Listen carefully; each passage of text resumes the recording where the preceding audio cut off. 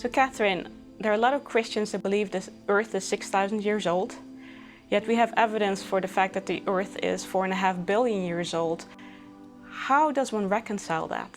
The big question. Yes. How do you reconcile that? The idea that the Earth is only 6,000 years old has not been around for very long.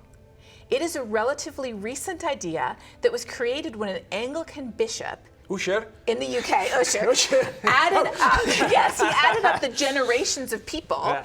and he assumed that there was no time between the creation of the world and Adam, Yeah. and he came out with a number around 6,000 years. But when you look at this world, there is absolutely no scientific evidence that the world is 6,000 years old. None.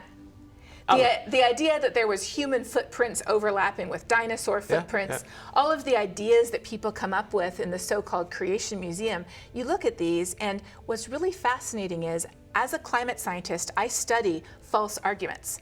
I study techniques like cherry picking, logical fallacies, misrepresentations, fake experts. I study these things and I see them using the same techniques to talk about how the world is young as people use to talk about how climate change is not real.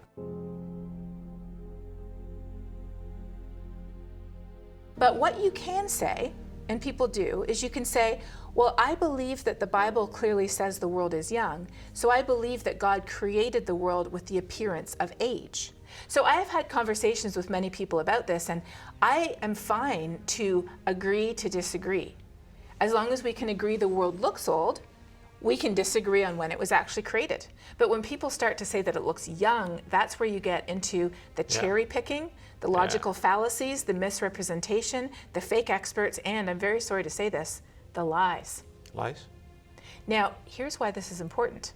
It's because in many churches today, young people are being taught that the world is young.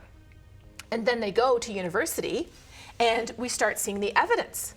The evidence that the world is very old, that humans have been around for more than 6,000 years, that the Earth itself has been around for 4 billion years, that the universe itself came from a single point in space and time, a singularity. And then what happens is young people feel that we've been lied to. The people we believed and trusted have lied to us, and then they say, well, if they lied to us about this, what else did they lie to us about? And then we have a crisis of faith. Because if we can't trust the people who told us about God, because they told us things about science that weren't true, why should we believe what they told us about God too? Okay.